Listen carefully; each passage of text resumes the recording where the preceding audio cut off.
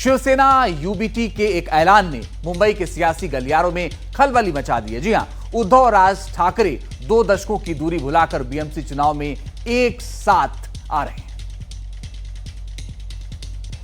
महाराष्ट्र की सियासत में नया इतिहास लिखा जा रहा है।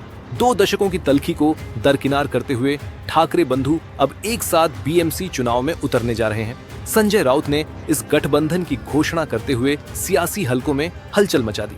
देखिए, राज जी और उद्धव जी एक साथ आएंगे, उसमें नई बात क्या है? बार बार उसके ऊपर चर्चा हुई, आपने सवाल पूछे, हमने जवाब दिए।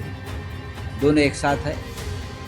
शिवसेना यूबीटी के मुताबिक मुंबई, नासिक, ठाणे, कल्याण और डोंबिवली में वो महाराष्ट्र नवनिर्माण सेना के साथ लड़ेगी और भी महानगर पालिकाओं पर चर्चा जारी है। हालांकि शिवसेना शिंदे ने संजय राउत की इस घोषणा को खारिज कर दिया।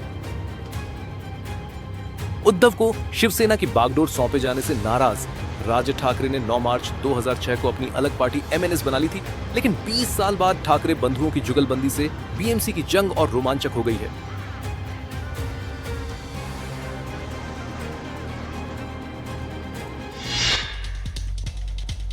दो दशक बाद ठाकरे बंधु एक साथ आ रहे हैं, एक साथ बीएमसी का चुनाव लड़ रहे हैं। मकसद सिर्फ एक ही है, मराठी वोटरों के बंटवारे को रोकना और बीजेपी शिंदे गुट की महायुति को चुनौती देना। देखिए ये रिपोर्ट।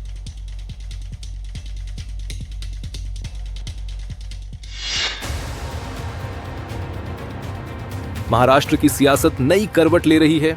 2 दशक बाद ठाकरे बंधु एक साथ बीएमसी के चुनाव में ताल ठोकने को तैयार है। मकसद साफ है, चाहे राज ठाकरे हों या फिर उद्धव ठाकरे, दोनों का मकसद एक ही है। लेकिन सवाल यह है कि उद्धव ठाकरे का कांग्रेस और शरद पवार से रिश्तों का क्या होगा। हालांकि कांग्रेस की तरफ से ऐसा कोई बयान नहीं आया है, लेकिन सूत्रों से मिली जानकारी के मुताबिक कांग्रेस को इससे आपत्ति नहीं है। अब सवाल सीटों के बंटवारे का है। क्या सीट बंटवारे पर बनेगी बात? ठाकरे बंधुओं में कितनी सीटों पर होगी बात? इसकी चर्चा इसलिए तेज है क्योंकि दोनों पार्टियों का प्रभाव क्षेत्र करीब करीब एक ही है। यदि दोनों भाई ये मसला निपटा भी लेते हैं तो महाविकास आघाड़ी में राज ठाकरे को शामिल करवा पाना उद्धव के लिए टेढ़ी खीर साबित हो सकती है। कांग्रेस और शरद पवार की पार्टी अपने हिस्से की कोई सीट राज ठाकरे को देकर अपने कार्यकर्ताओं की नाराजगी कतई मोल नहीं लेना चाहेंगे।